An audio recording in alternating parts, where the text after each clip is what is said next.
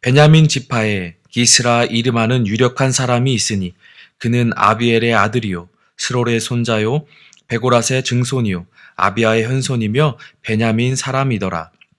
기스에게 아들이 있으니 그 이름은 사울이요 준수한 소년이라.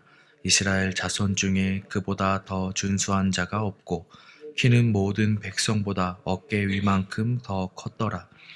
사울의 아버지 기스가 암나귀들을 잃고 그의 아들 사울에게 이르되 너는 일어나 한 사환을 데리고 가서 암나귀들을 찾으라 하매 그가 에브라임 산지와 살리사 땅으로 두루 다녀보았으나 찾지 못하고 사할림 땅으로 두루 다녀보았으나 그곳에는 없었고 베냐민 사람의 땅으로 두루 다녀보았으나 찾지 못하니라. 그들이 숲 땅에 이른 때에 사울이 함께 가던 사원에게 이르되 돌아가자. 내 아버지께서 암나귀 생각은 고사하고 우리를 위하여 걱정하실까 두려워하노라 하니 그가 대답하되 보소서 이 성읍에 하나님의 사람이 있는데 존경을 받는 사람이라. 그가 말한 것은 반드시 다 응하나니 그리로 가사이다. 그가 혹 우리가 갈 길을 가르쳐 줄까 하나이다 하는지라. 사울이 그의 사환에게 이르되 우리가 가면 그 사람에게 무엇을 드리겠느냐? 우리 주머니에 먹을 것이 다하였으니 하나님의 사람에게 드릴 예물이 없도다. 무엇이 있느냐 하니 사환이 사울에게 다시 대답하여 이르되 보소서 내 손에 은 한 세겔의 4분의 1이 있으니 하나님의 사람에게 드려 우리 길을 가르쳐 달라 하겠나이다 하더라. 옛적 이스라엘의 사람이 하나님께 가서 물으려 하면 말하기를 선견자에게로 가자 하였으니 지금 선지자라 하는 자를 옛적에는 선견자라 일컬었더라. 바울이 그의 사원에게 이르되 내 말이 옳다. 가자 하고 그들이 하나님의 사람이 있는 성읍으로 가니라. 그들이 성읍을 향한 비탈길로 올라가다가 물 기르러 나오는 소녀들을 만나 그들에게 묻되 선견자가 여기 있느냐 하니 그들이 대답하여 이르되 있나이다. 보소서 그가 당신보다 앞서 갔으니 빨리 가소서. 백성이 오늘 산당에서 제사를 드리므로 그가 오늘 성읍에 들어오셨나이다. 당신들이 성읍으로 들어가면 그가 먹으러 산당에 올라가기 전에 곧 만나리이다. 그가 오기 전에는 백성이 먹지 아니하나니 이는 그가 재물을 축사한 후에야 청함을 받은 자가 먹음이니이다. 그러므로 지금 올라가소서 곧 그를 만나리이다 하는지라. 그들이 성읍으로 올라가서 그리로 들어갈 때에 사무엘이 마침 산당으로 올라가려고 마주 나오더라. 아멘. 이 앞장인 사무엘상 8장에서 이스라엘 백성들은 사무엘에게 자신들을 다스릴 왕을 달라고 말하였습니다. 사무엘은 여러 가지 이유를 들으면서 왕이 생긴 것보다 지금의 상황이 더 유익할 것이다라고 말을 하였지만 이스라엘 백성들은 초지일관 자신들을 지키고 앞서 나가 싸울 왕을 원했습니다. 하나님께서 이를 그리고 마지막 결국에 들어주셨고 허락해 주셨습니다. 그리고 이어진 본문의 말씀의 내용입니다. 우리는 하나님의 섭리, 일하심을 좀처럼 알 수가 없습니다. 전혀 예측할 수도 없지요. 어떻게 일하실지, 언제 움직이실지, 어떤 기준으로 이끌어 가시고 또한 사람을 세우시고 일하시는지 알 수가 없습니다. 다만 지나온 우리의 삶을 돌아보았을 때 하나님께서 하셨구나 라는 것을 알게 되고 깨닫게 되고 그에 확신하고 감사하며 고백할 뿐이지요. 오늘 본문에서도 이러한 하나님의 섭리가 알 수 없는 일하심들이 나타나고 있습니다. 하나님께서는 이스라엘의 첫 왕을 사울로 선택을 하셨습니다. 그리고 오늘 본문 1절에 그 사울에 대한 소개가 시작이 되고 있습니다. 하나님께서 선택하신 사울은 베냐민 지파의 사람이었습니다. 베냐민 지파는 이스라엘의 12지파 중 가장 작고 약한 지파였습니다. 사사기에서 레위인의 첩 살인 사건으로 인해서 온 지파가 멸망할 뻔하다가 겨우 600여 명 남자만 살아남은 수치를 겪게 되었고 또한 그로 인해 가장 작고 연약한 지파가 되었습니다. 또 이어서 성경은 사울을 기스의 아들이라고 소개하고 있는데 그 지역에서 유력한 자라고 소개하고 있습니다. 또 조상들을 소개하고 있는데 아비엘, 스롯, 베고앗, 아비아의 자손이라고 말하고 있습니다. 역대기 족보에 보면 기스를 제외하고는 나머지 열거됐던 조상들의 이름은 나오지 않고 있습니다. 사울의 당시 가문이 유력한 가문이라고, 유력한 자라고 기스를 소개하고 있지만, 그래서 재물이 있고 권력이 있는 가문으로 알 수는 있지만 혈통상으로는 베냐민 지파에서 주된 가문이 아니었고 좋은 대우를 받지 못하는 가문이었을 것으로 보여집니다.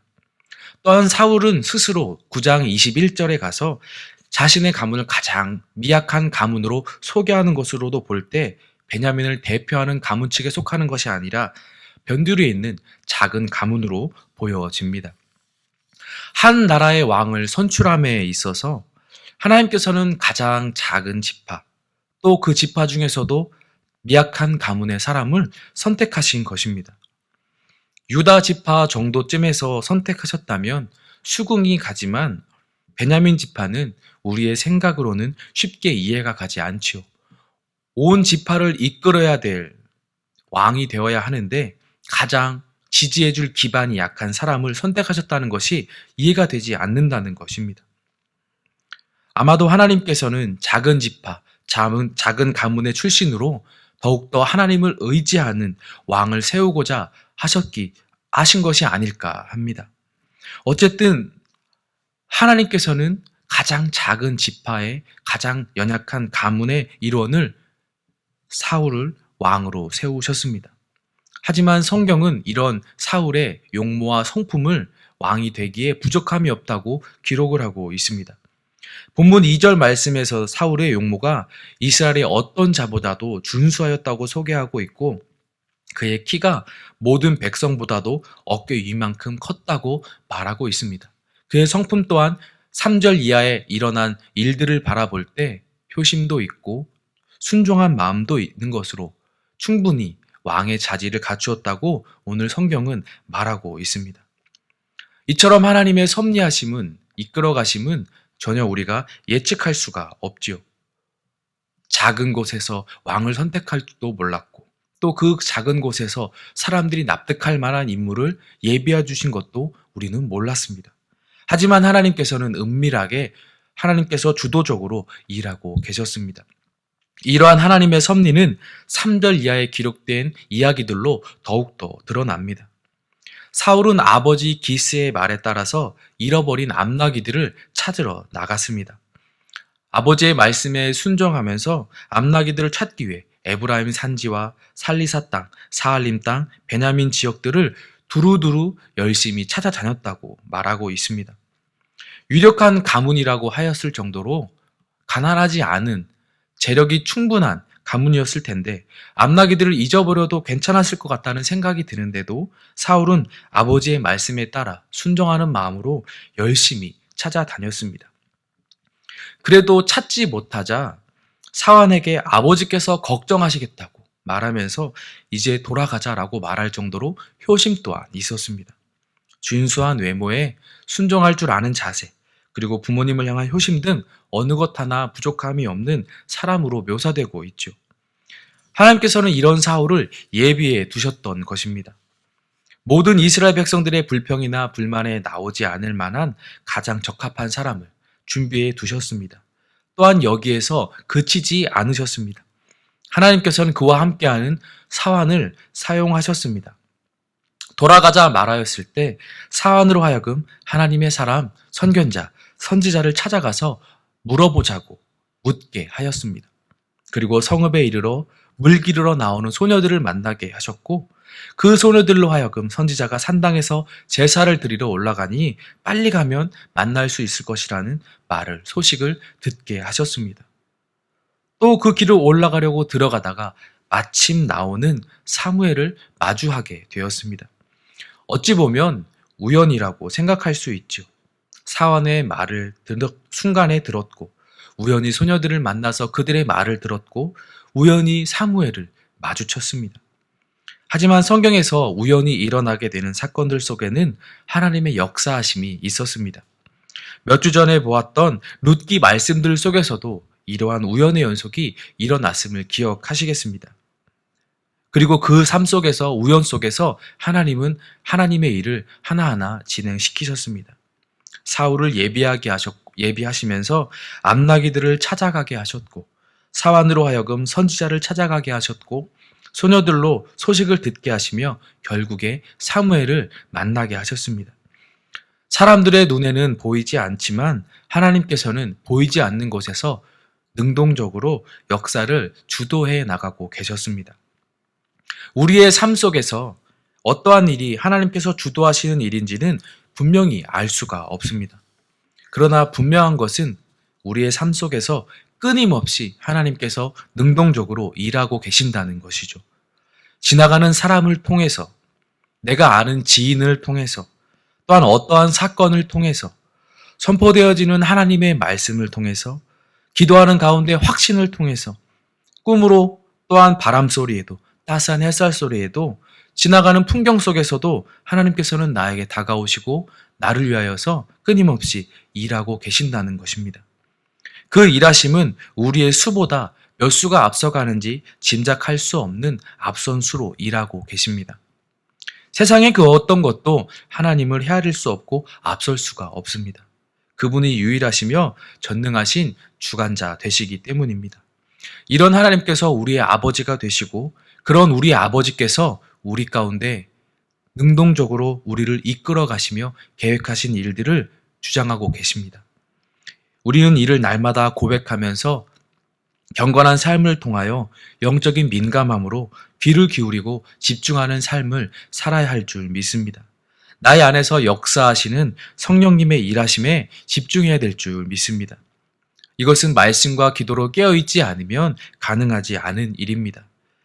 말씀과 기도함으로 깨어있어서 그 일하심에 감사함으로 순종함으로 나아갈 수 있는 은혜가 있기를 소망합니다. 우리의 삶에 우연이란 없는 줄 믿습니다. 세상에는 우연으로, 운으로 치부할지라도 하나님께서는 그 모든 것을 계획하셨고 예비하셨고 이끌어 가시고 있습니다. 그 계획하심이 내게 있어 어떨 때는 고난으로 다가올 수도 있고 어떨 때는 평안함으로 다가올 수도 있습니다. 어떤 것이든 내게 주시는 하나님의 모든 것은 선이 되는 줄 믿습니다. 선으로 우리에게 베풀어 주시는 하나님이시기에 모든 것 가운데 감사할 수 있는 또한 은혜가 있기를 소망합니다. 오묘하신 하나님의 섭리를 우리의 삶 속에서 맛보고 감사하는 은혜가 있는 오늘 하루가 되시기를 예수님의 이름으로 소망합니다. 함께 기도하겠습니다. 이 시간 기도하실 때 하나님 아버지, 예상할 수도 가늠할 수도 없는 선하신 이끄심에 감사함을 드립니다. 우리의 삶이 하나님의 손에 있음을 고백하며 모든 상황 가운데 하나님께서 함께 하심을 고백합니다. 그 상황들이 내게 다가올 때 우연으로, 운으로 받아들여지는 것이 아니라 말씀과 기도에 깨어있음으로 하나님의 일하심을 분별하여 순종하는 우리의 삶이 되게 하여 주시옵소서. 성령 하나님, 우리와 함께 하심으로 우리를 깨닫게 하시고 힘주셔서 그 길을 걸어가게 도와주시옵소서. 함께 기도하시고 개인의 기도로 나아가겠습니다. 기도하겠습니다.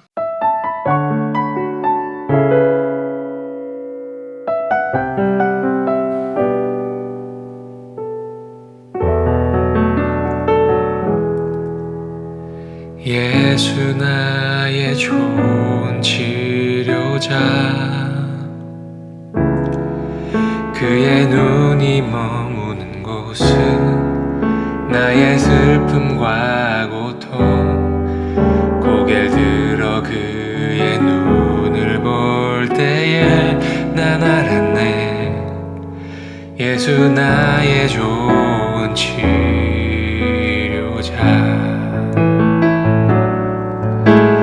예수 나의 좋은 치료자, 그의 손길이 닿는 곳은 나의 상처와 아픔, 영원히 흐를 것 같았던 눈물 다 멎었네. 예수 나의 치료자,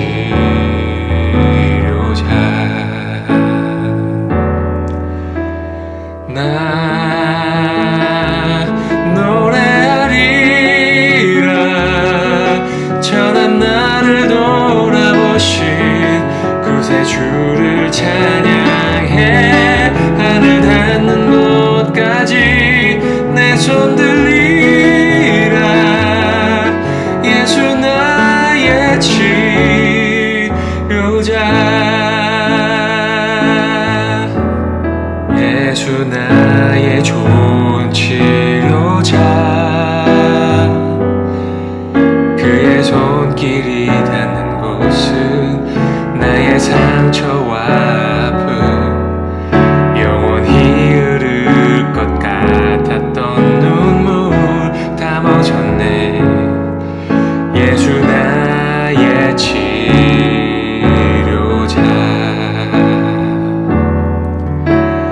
나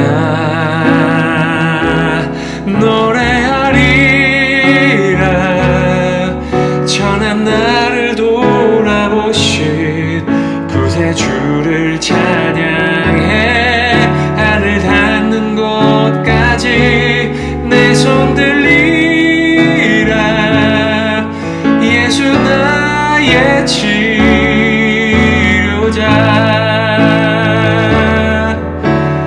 나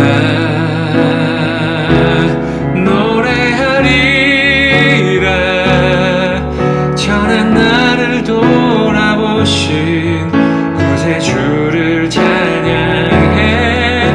하늘 닿는 곳까지 내 손 들리라. 예수 나의 치료자.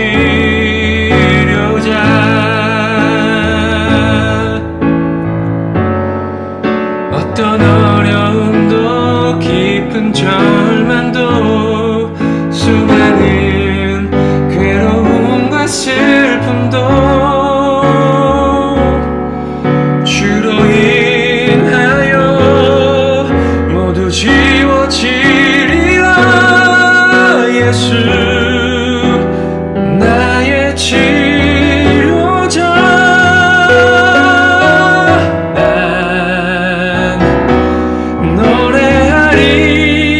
노래하리라. 천한 나를 돌아보신 구세주를 찬양해.